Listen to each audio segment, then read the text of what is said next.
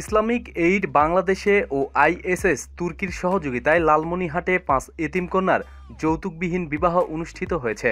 শুক্রবার সন্ধ্যায় জেলা পরিষদ মিলনায়তন কমিটি সেন্টারে এ বিবাহ অনুষ্ঠান সম্পন্ন হয়।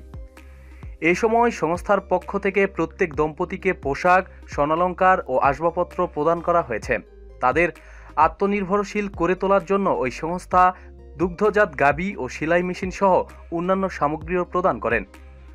অনুষ্ঠানে উপস্থিত ছিলেন লালমনিরহাটের অতিরিক্ত জেলা প্রশাসক রেজাউল আলম সরকার, কুড়িগ্রামের অতিরিক্ত জেলা প্রশাসক দেলোয়ার হোসেন, লালমনিরহাট সদর উপজেলা নির্বাহী officer Shafiqul Islam, Islamic aid বাংলাদেশের সহকারী সেক্রেটারি নওশাদ আলী ফরাদ ও সংগঠনের ট্রেজার আব্দুল হোসাইন চৌধুরী।